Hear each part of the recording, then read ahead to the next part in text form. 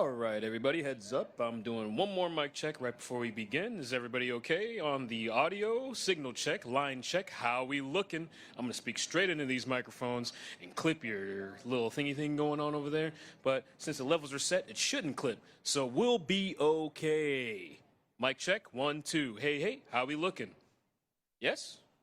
Awesome.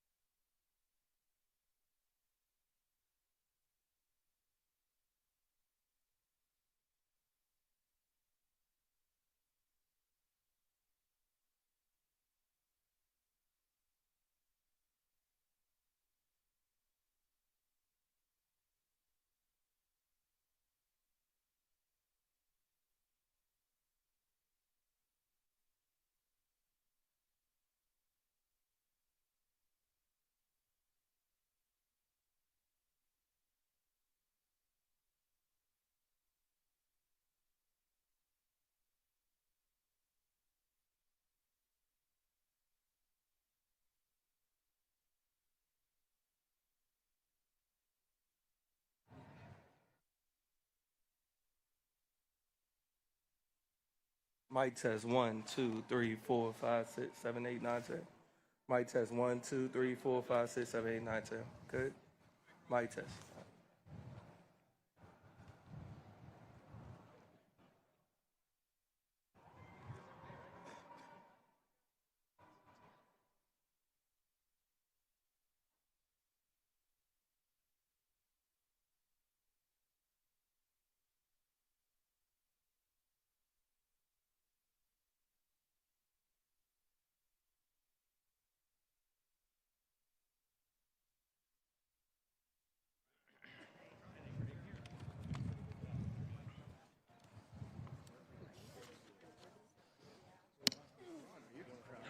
What's that? No, I'm going to do whatever when I'm.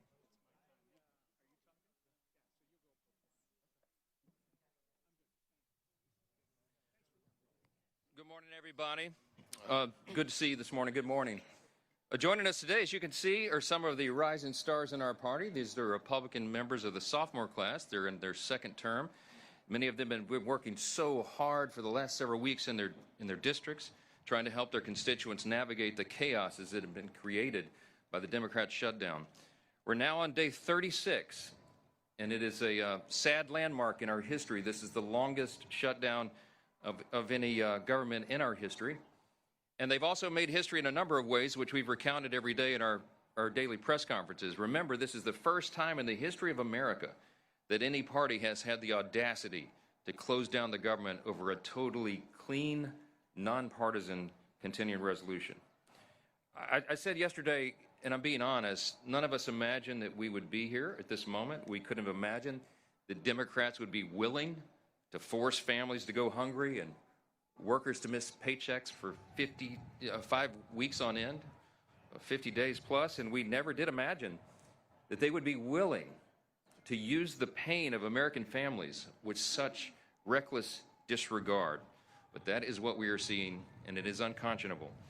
Despite the 15 opportunities they have now had to reopen the government, they have voted 15 times to keep it closed.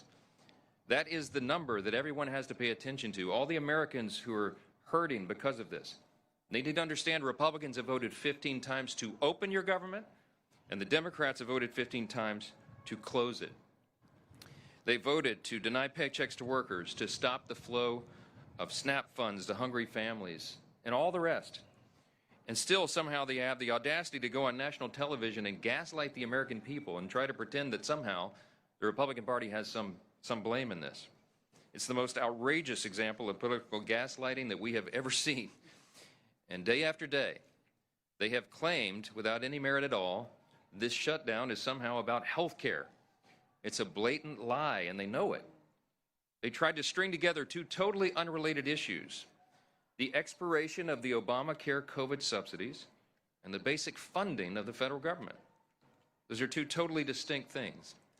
Republicans have always been willing to have a conversation about the COVID-era subsidies and how to make Obamacare and health care more affordable. But we will not, and we should not do so as hostages in their political game. It was in no way necessary or appropriate to shut down the government in order to have bipartisan discussions about the subsidies. The reality is the Democrats could have avoided all of this chaos and all the pain, everything they've inflicted on American families, by simply voting to back the clean, nonpartisan continuing resolution, the 24-page simple document, just as they did 13 times under the Biden administration. They could have passed that 47 days ago. After the House did it, we did our work and sent it over there. And we would have had all these negotiations and continued. I'm going to wrap this up and tell you again why. The big question is why. Why would the Democrats have the audacity to do this? As we summarized so simply yesterday, and we will do so every day, they are motivated out of fear. The Democrats shut down the government out of fear. They have never been more afraid at any point than they are right now. They know, as we all do, what their own polls show. The leadership of the Democratic Party is the most unpopular with members of their own Democratic base. And we saw that in the elections last night. The old guard is desperately trying to use this shutdown to show the radical Marxist wing of their party that they can look tough to President Trump. That's because the new power center of the left isn't the moderates. It's the AOCs and the Bernie Sanders and the Mamdanis of the party. It's the activists who believe capitalism is evil, who disdain the founding principles of their own country. They claim that the salvation of our nation will be brought about by bigger government and more bureaucracy. Look what happened in New York City last night. For the first time in American history, an avowed, openly proclaimed socialist has been elected as the mayor of America's largest city. Zoran Mandami is without a doubt the biggest win for socialism in the history of the country, and it is the biggest loss for the American people. He is truly a committed Marxist. And the results of that race tell you everything you need to know about where the Democrats and their party are headed. From the backbench to their leadership, Democrats have fallen in line behind the socialist candidates. Hakeem Jeffries, as you know, is the highest-ranking Democrat in the House. He gave his full blessing to Mamdani and his socialist agenda. Chuck Schumer, the highest-ranking Democrat in the Senate and the highest-ranking Jewish leader in America, flirted with endorsing Mamdani all the way to the bitter end. Never mind the fact that Zoran has embraced anti-Semitic rhetoric and promised to arrest the Prime Minister of Israel if he visits New York City again. And then there's President Obama, who called Mamdani over the weekend to extend his praise and act as a sounding board for the young socialist. You can't make this stuff up. The man who made health care unaffordable with his own socialist scheme is advising the man whose false promises will surely make life unlivable for millions of New Yorkers who cannot afford to flee the city. As we said from this podium every morning, we talk about Mamdani for two reasons. It's a bellwether, because House Democrats, many of whom represent districts with much less blue than New York City, have embraced him with open arms. And because his brand of Marxism is truly a bellwether for the Democrats nationwide. We pointed out that other major metropolitan areas in the country are facing the same threat with candidates similar to Mamdani. And we're going to continue to call out their effort to mainstream and normalize socialism and Marxism in America. Working families watching this play out have a right to know that socialism and communism are not just confined in New York City. They are quickly coming to a town near you unless you stand up and let your voice of common sense be heard. While Democrats hitch their wagon to the socialist agenda, Republicans are going to continue to act in good faith on behalf of hardworking Americans. And we will remind a new generation of Americans about the painful and inescapable realities of history. We'll have much more to say about this in the days ahead. There were no surprises last night. I'll just summarize on the election, and then I'll yield to some of our sophomore stars here. There's no surprises. What happened last night was blue states and blue cities voted blue. We all saw that coming. And no one should read too much into last night's election results. Off-year elections are not indicative of what's to come. That's what history teaches us. By the way, it's worthy of note that Zoran Mamdani himself only received a little over 1 million votes, 1,036,000 votes. There are 8.3 million residents in New York City. 8.5 million actually is the number, I think. So about 12% of the city voted to turn their city over to the communists. We'll see how that works out. The lesson is that common sense Americans have to stay informed, you have to stay engaged, and you have to vote and let your voice be heard. But back to the urgent issue of this moment. Unlike our Democrat friends, Republicans know there's no prize for the milestone we've hit today. No one wins in a government shutdown. We pray that Democrats wake up to that truth very soon. We are very hopeful that they will come to their senses and help us to reopen the government. Remember, it's about math. We have to have 60 votes in the Senate, and we only have 53 Republicans. The entire country is waiting and calling on Democrats to put their political fight aside and open the government. Until they do that and do the right thing, House Republicans will continue to do what we've done since day one, and that is helping our constituents navigate the chaos and confusion of the Democrat shutdown back in our districts.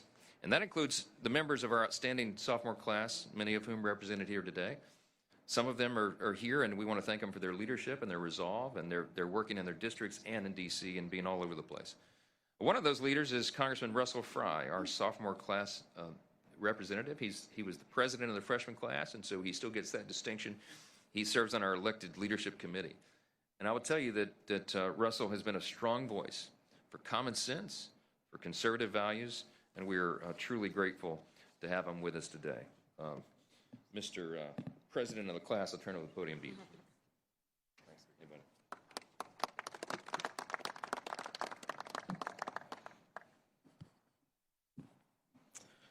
In this world, few things are certain other than death, taxes, and Democrats saying one thing and doing another. They say they're the party that cares about the American people, but everything that they have done for the last 36 days proves otherwise. Not only is this the longest shutdown of all time, it's also the dumbest shutdown of all time. But now that the election charades are over, maybe Chuck Schumer and Hakeem Jeffries can get the political blessing of their new savior, Zohran Mamdani, to reopen the government, to pay our federal employees, to pay our troops, and to allow struggling families on SNAP to receive the benefits that they've had for a long time. But make no mistake, this is not about governing. This is about gamesmanship to the Democratic Party. But I think, and I have faith, that the American people are smart, that they recognize a lie when it is being told to them.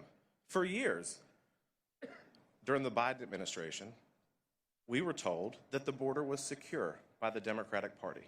The American people were told that the border was secure. It wasn't. For years, we were told by congressional Democrats that President Biden's mental faculties were okay, that he's never been sharper. That was a lie. And now we're told by congressional Democrats, yet again, that it is a Republican shutdown when we all know that the simple math is that you need 60 votes. So Chuck Schumer, I think it's time to call Zohran Mamdani and make sure that he's okay with reopening the government. They're holding the government hostage at the expense of the American people. I talked to a U.S. Marshal yesterday in the district in South Carolina. He is door dashing food and driving Ubers to pay his mortgage, to pay and feed his kids.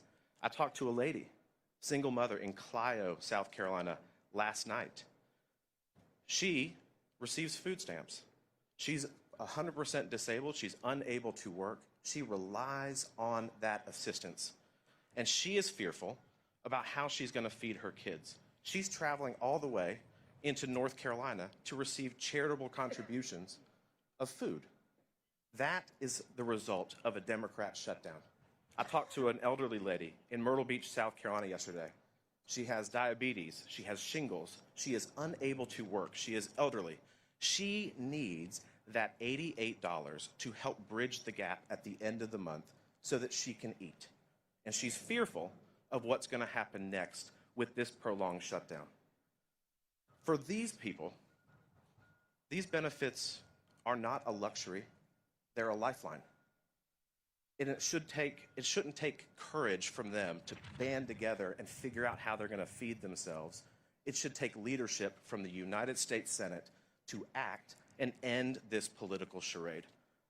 But that's what they want. They've told you from the beginning what this is all about. It's about leverage to them. It's not about the American people. It's not about the TSA agents who are still working, or the FBI or ICE officials. It's not about the military. It's not about the people in Clio, South Carolina, who rely on those SNAP benefits. It's about political leverage for them. And that political nihilism is malpractice for the American people. So these are the voices of South Carolinians, but they really echo, I think, what we all hear in our districts from the people that we represent. Right now, millions of Americans are all struggling because of this Democrat shutdown. And so to answer the question, I think, of what can be done, well, it's quite simple. The Democrats in the Senate need to do their job on behalf of the American people. House Republicans have already passed this. We will continue to put pressure on Senate Democrats to act, because at the end of the day, we care about the American people. We care about their struggles. We are not interested in funding illegal immigrant health care. We're interested in making sure that our troops get paid. So today, I echo what the Speaker has said for 36 days, and my colleagues. It's time to reopen the government and end the political gamesmanship. Thank you, Mr. Speaker.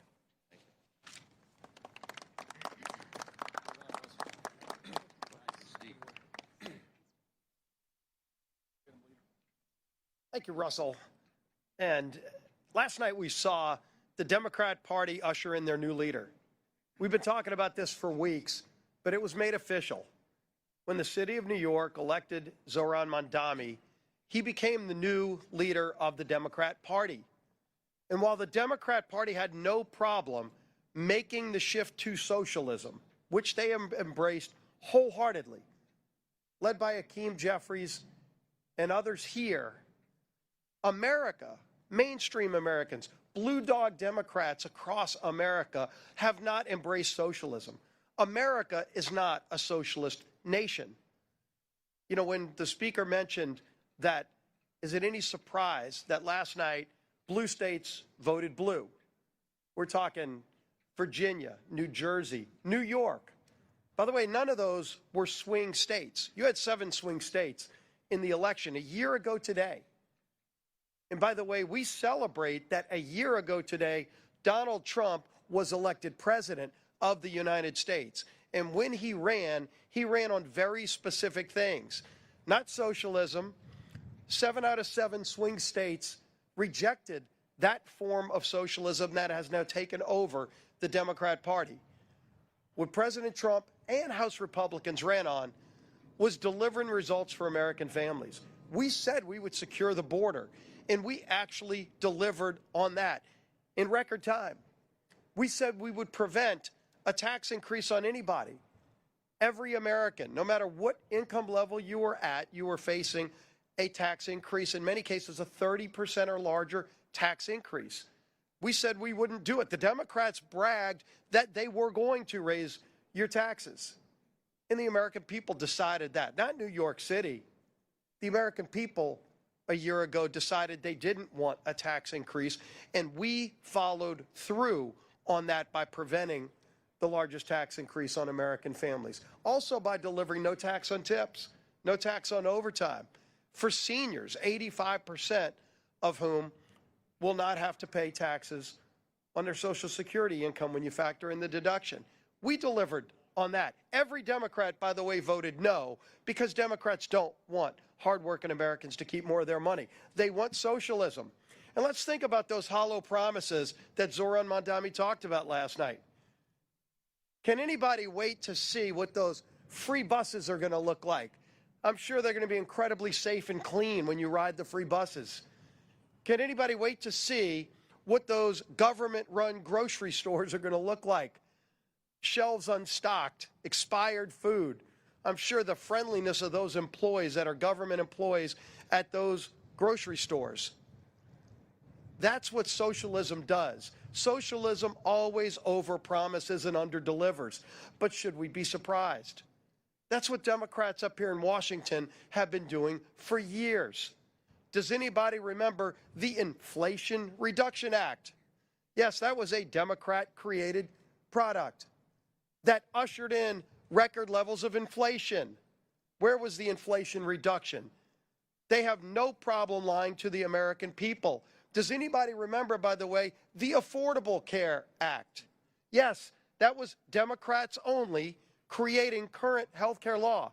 The law of the land in health care today is Democrat-only created Affordable Care Act. That's anything but affordable. All we've seen is 80% increases in costs for families, record profits for insurance companies, but 80% increases on families. Democrats have never had a problem lying to the American people, overpromising to the American people, and never delivering the goods. And you contrast that with Republicans. Again, a year ago today, we ran on very specific things, and we've already, working with Donald Trump, ushered in a new level of American greatness. And it's not just here in America.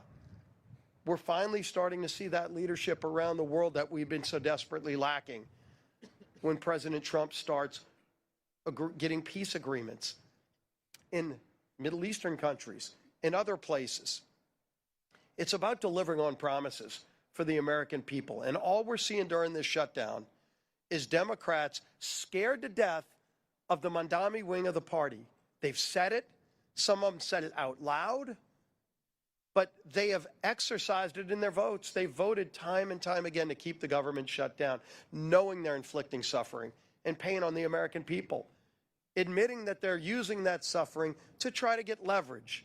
They still can't tell you what the leverage is for. Leverage for what? To go boast to the socialist Mandami wing of their party that they're fighting Donald Trump, who was elected not by the people of New York or New Jersey or Virginia, but by a majority of Americans, 77 million Americans, 7 out of 7 swing states, running on very specific things that President Donald Trump and this Republican majority have continued to deliver on. We're going to keep delivering wins for the American people, and Democrats will continue to give the hollow promises of socialism that come along with the failures of socialism that it truly delivers for people. And yeah, people in New York, when they realize how bad socialism is, they can just leave like they've been doing for years. They can move to states like Florida, to Texas. They can even come to Louisiana. But if they ruin America, if they're able to take hold with socialism in America, where else are people going to go? There is no plan B to this great United States of America, and we're not going to let socialism take over in this great country. With that, I bring up our whip, Tom Emmer.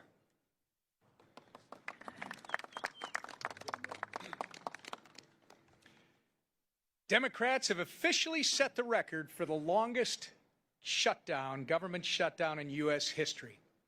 And each day that their needless shutdown drags on, the consequences get more and more severe. Yesterday, Transportation Secretary Sean Duffy said they might be forced to close certain parts of the airspace if the Democrat government shutdown continues into next week.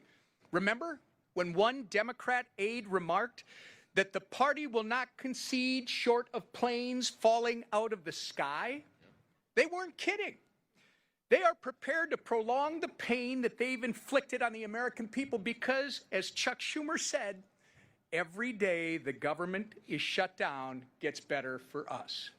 And as Catherine Clark and Chris Coons said, government shutdowns are one of the few leverage times they have.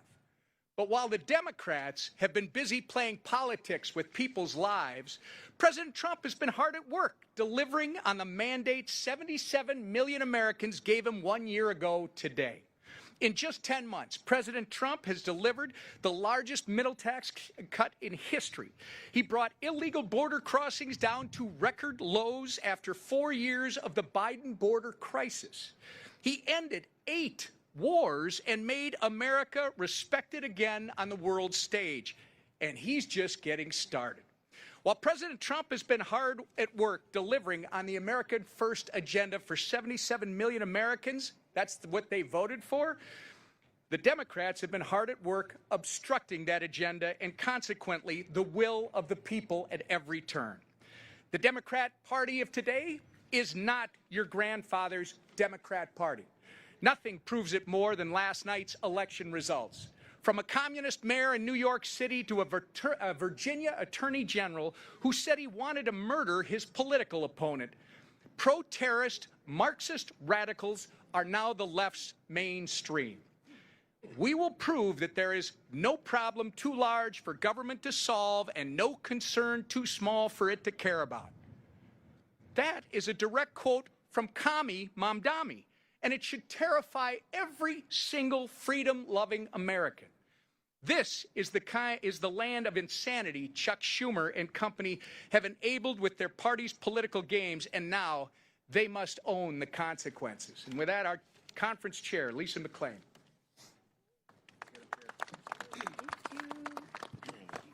Well, good morning on this nice, bright, sunshiny day. Let's begin with this. Today marks 1 year since President Trump won the 2024 election. And since that day, Republicans secured our border, unleashed American energy, and delivered the largest tax cut for working families in history. Promises made, promises kept. Yep, there's a lot more to come, folks. But Democrats, in that 1 year, they have done nothing but obstruct, delay, and deny. They've obstructed the American people's agenda, delayed millions of flights, and denied SNAP benefits for the hungry. And for what? Ask yourself, for what are the Democrats fighting for? Well, they're fighting for $1.5 trillion in new debt to fund health care for illegals and continue the wasteful spending. I mean, Democrats, you need to say that loud and say it proud, because as Republicans, we're going to make you own those votes. There's no turning back. Democrats want $1.5 trillion of wasteful spending and health care for illegals that you all are going to pay for. Over the past year, Democrats have wandered around with no plan, no vision, and no leader. But today, they finally found their leader. The radical communist mayor of New York City, a self-proclaimed communist who wants Americans to pay for global health care. Well, you wanted it, you got it. A communist who wants the government to own grocery stores. And a communist who wants the government to tell you what to do with your hard-earned money. Because you see, the Democrats don't think you are good stewards of their money. The Democrats think the government can be much smarter with what to do with your hard-earned tax dollars. Versus the Republicans, we actually believe in people. We believe you can make good choices. We don't believe you need the government to tell you what to do, when to do it, and how to do it. We actually have a little faith in you. So does this sound familiar? Sounds almost identical to what the Democrats are leveraging the pain for the Democratic shutdown for. But let's be clear. Bowing down to the communists and socialists who control the Democratic Party, it has consequences. Whether you're one of the 3.2 million travelers stranded or canceled with flights, or the consequence of a family on food assistance wondering how they're going to get by. That's some of the consequences that the Democrats are okay using you to leverage for. Or a federal law enforcement officer going without pay while protecting our communities. But that's okay, because the Democrats think all law enforcement agents should probably just be defunded anyway, except when there's a problem in Detroit.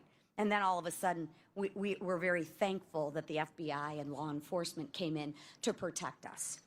Bowing down to the radical demands of radical socialists is causing real Americans to suffer. Consequences for the safety of Americans, consequences for our economy, and consequences for your hard-earned money. And consequences gravely for our country. So Democrats, it is time to stop ignoring the consequences. It's time to stop bowing down. It's time to reopen the government, end the demands, end the shutdown, and let's get back to putting hard-working Americans first. Thank you. Thank you. Okay, questions? Yes, go ahead. I've called on somebody else. Go ahead. Thank you. We're having a press conference. Thank you. Go ahead. Yes, ma'am. And you should respect free speech. What's the question? What's the question? What's the question?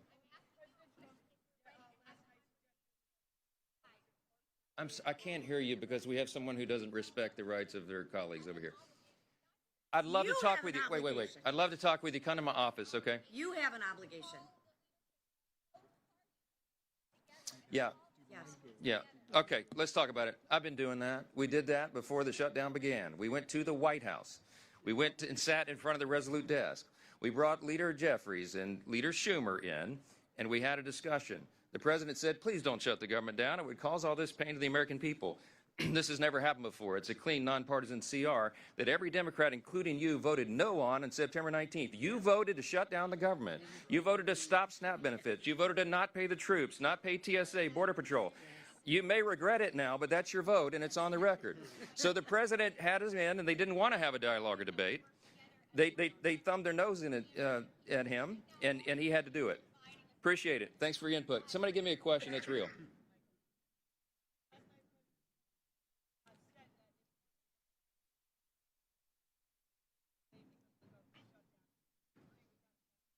Well, he and I talked about it early this morning. We woke up very early, and we talked about the outcome. And I reminded him that, as we know from history, those of us who watch these things very closely and always do, that an off-year election is not indicative of what happens next. I mean, look at Virginia, for example. Glenn Youngkin won his race for governor, and then the Democrats, the opposing party, did very well in the upcoming midterm election. These off-year elections are about different things, different dynamics. In Northern Virginia, there are a lot of federal employees. They're probably pretty upset, and they should blame the Democrats for that because, as we noted today, 15 different times Republicans in Congress, Senate, and House voted to open the government, and the Democrats, like our colleague who just tried to interrupt us here, voted to close it down.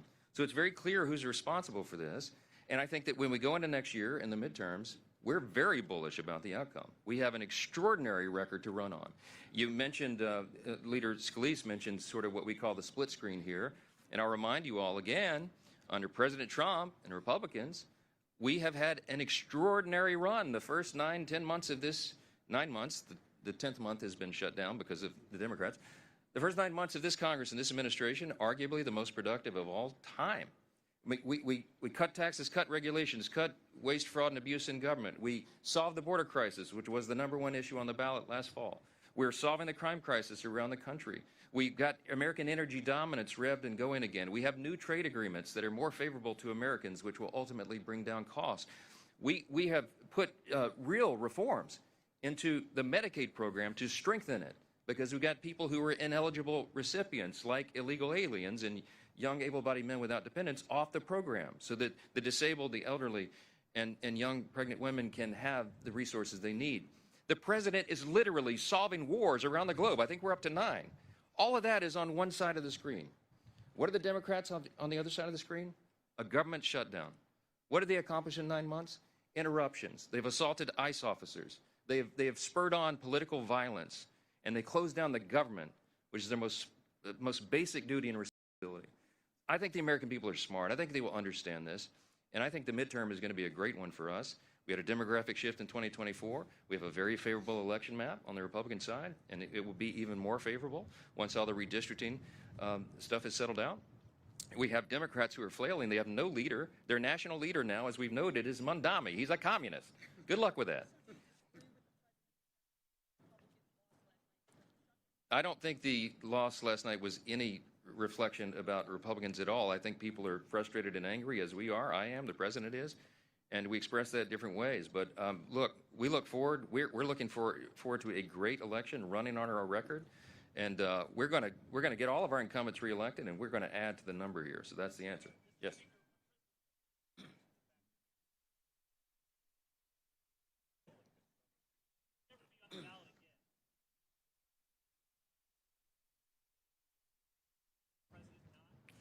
No, look, the question is, President Trump wasn't on the ballot. He's right about that. He and I spoke about that again. But I told him this morning what we've talked about many times and what I've said here before. The president is on the ballot in 2026. President Trump is on the ballot next fall. Because if we lose the majority, if the Republicans, the common sense people here who are doing the job for the American people, if we lose the majority in the House and this radical element of the Democrat Party were able to take over, we've already seen that movie. They will try to end the Trump administration. He won't have 4 years, he'll have only 2, because they will move to impeach him probably on the first day of the new Congress in January 2027, and they will try to systematically unwind all the important reforms that we've done for the American people, to lower costs, to have a better quality of living, on health care, to increase access and quality of care. We are the party that is doing that, and the president needs 4 years to complete his agenda, not just 2. So he is in a very real sense on the ballot. He's fiercely committed to us winning. He is going to help. He's offered to do rallies and the town halls and all the things. He's sent out a huge round of endorsements of incumbents, Republican incumbents, just over the last few days. He is very much engaged, very dialed in, and he understands the stakes. President Trump is on the ballot in 2026, and we're looking forward to that contest. Yes, sir.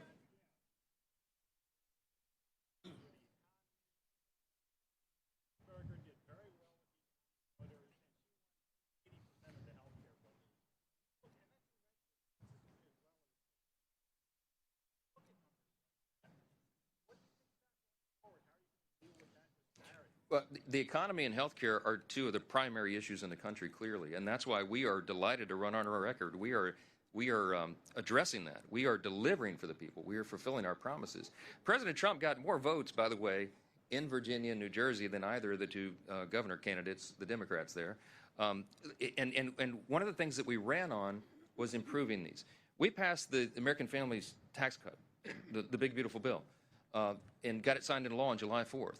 Many of those provisions will be coming into play now. It was filled with pro-growth policies. The people standing behind me all worked individually and collectively very hard on that legislation. And the American people are going to feel the positive effects of that before they vote next fall. We did it early enough so that the economic effects could be felt. And you're going to see costs go down and quality of life improve. Our policies lead to that. Socialism does not. Socialism does not lower costs. It doesn't lead to lower cost. It leads to human misery. It leads to the decay of society. It has happened everywhere. When the socialists, Mondami, and the Democrats here, Leader Jeffries apparently is a socialist now. He endorsed Mondami. He owns the results there. But when they come out and they go out into their districts next year and they try to tell people that socialism is the way of the future, anyone who studies history will tell them the opposite. The AOC and Bernie and Mondami and Jeffries, they don't tell people that when government takes control of everything, you have to give up your freedom, your liberty, your opportunity, your security are yielded to the government, and that the government controls everything. You don't have choices anymore. You don't have incentive. You don't have human dignity, because we represent and we respect the individual inherent value of every single person. We don't judge anybody by the color of their skin or what zip code they live in or whatever. We are all Americans. The socialist and the Marxist divide us into camps, and they value you not as an individual, but on the merits of the group that you are collected into. And they will take away everything from you as they promise to give you everything. It's a lie. It has led to the murder of tens of millions of innocent people in the 20th century alone. That is not who we are in America. And we are proud to go out and run on our record and on those truths of the founding principles of the country, because that's what's going to save us. Olivia.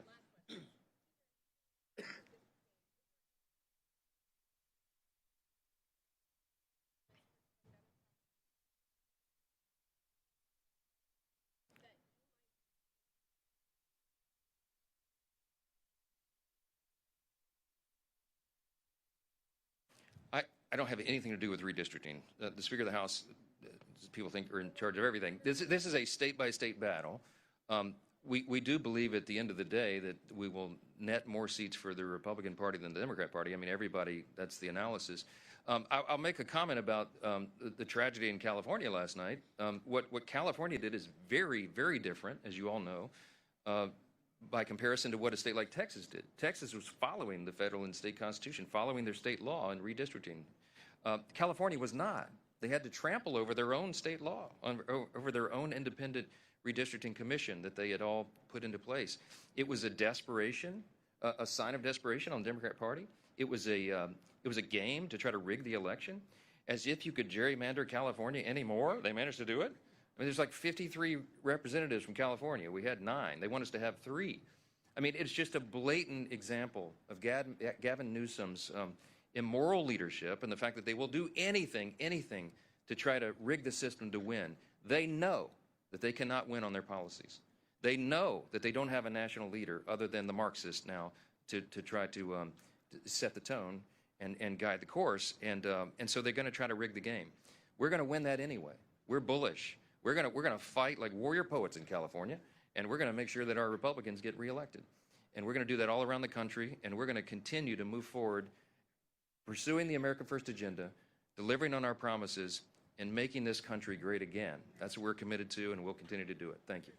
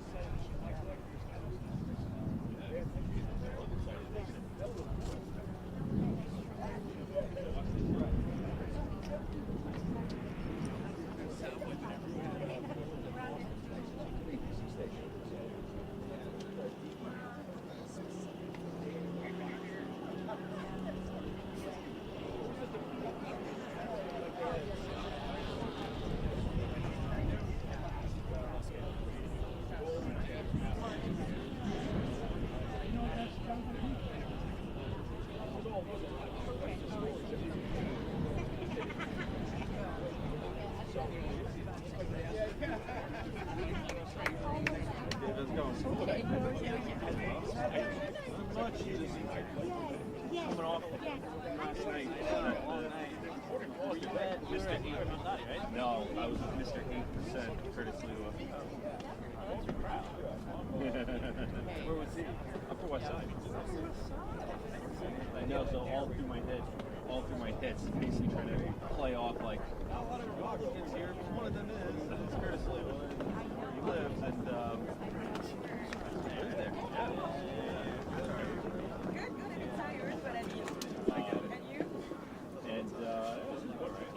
I was glad I live on the Upper West Side, so I was glad I could walk on it.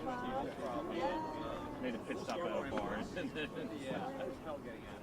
You were having all time? How late did the thing end? That was some guy. It was over when it was over, you know what I mean? Like, once they called it, he gave a speech, they kind of hung around for like a half hour more, and people started filtering out. And I did. I didn't really come back to me. You want? By the way, I'm Alex. Hi, Alex. I'm Eddie. You know, Is that a mic level? how much What are you taking in this? It was really to see how much was going on. Okay, I'll take a mic level, please. Got an extra mouth box, someone said. They ask us. What? You know, all that break and Oh, I'm out on It ain't worth it.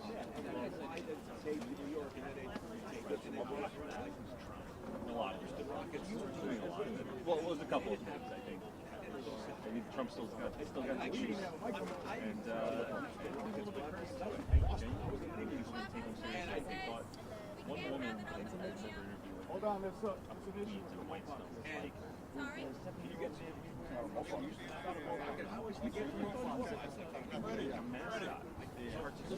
Oh, man. Dude. Put that mic down. What? Oh, my God.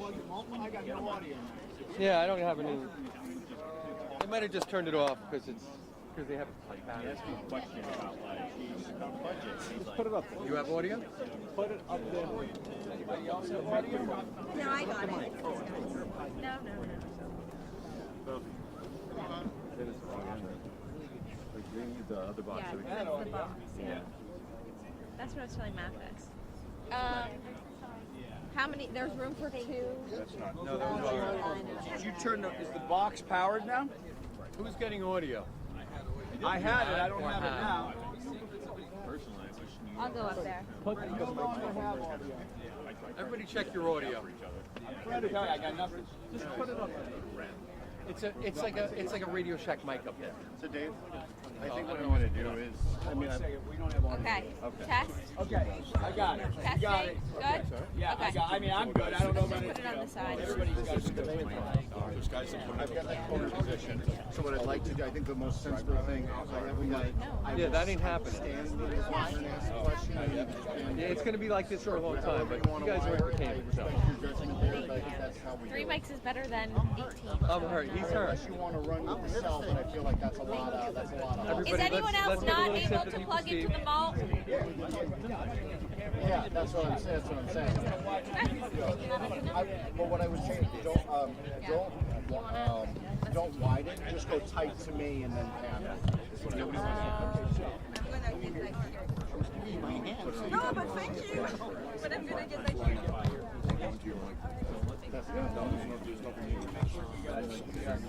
Oh, thank you. Wow. I'll go walk exactly where I'm going to be. Yes.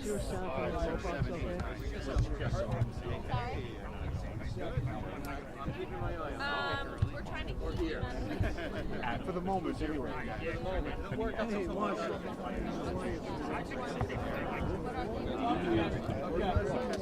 So now, Actually, possible to put it on this side. There's some width for that. You do need it, or you if you shoulder me a little bit, like that, turn towards me a little bit more. Turn a little bit more. That would be good though. But I see your jaw moving that way. Doesn't matter to you? Okay. So give me what's not off for you.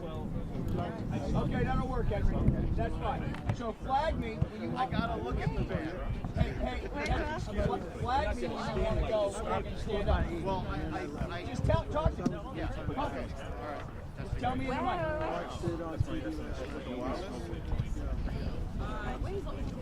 Oh, they are. I got you. Okay, I got you. Yeah. But Henry, take a breath so I can show out and get the shot. Okay. Thank you. Say, you want to start rolling? So you want me? Okay, I'm going to be on a 2-shot when you ask the question.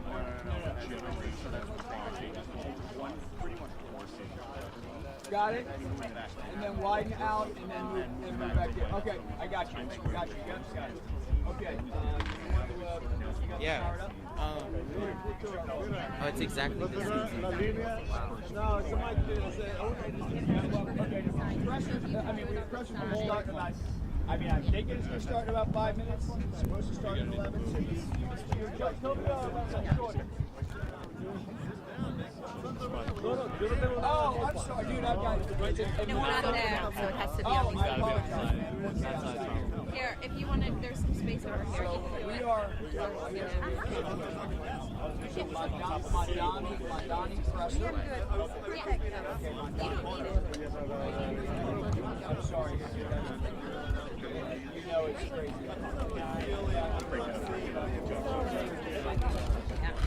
Is this? Oh, yeah.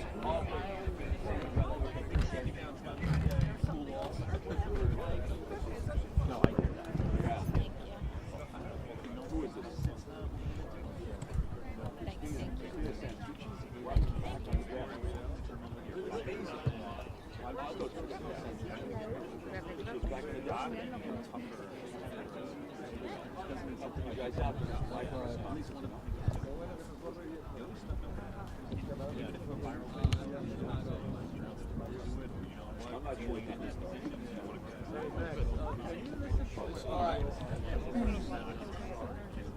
All this still works. Check. 1, 2, test. 1, 2, test. 1, 2, 3. What's my shot here? You want me to turn the pack off Q&A to say battery? You can turn it off. I'll turn mine off too. Yeah. When they go to Q&A, we'll turn it off. I know. What's that? I know, right? I know. You can't really get a good shot of it. Tell him, man.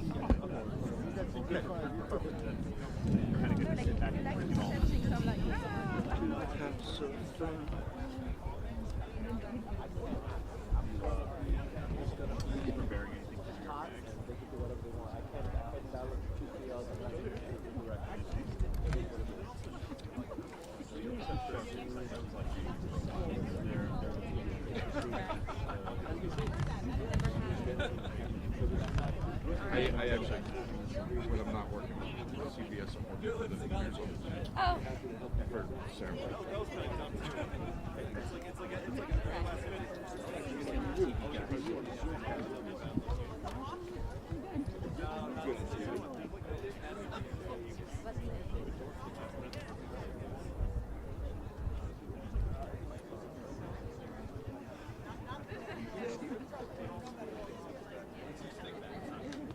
Okay. Well, it is.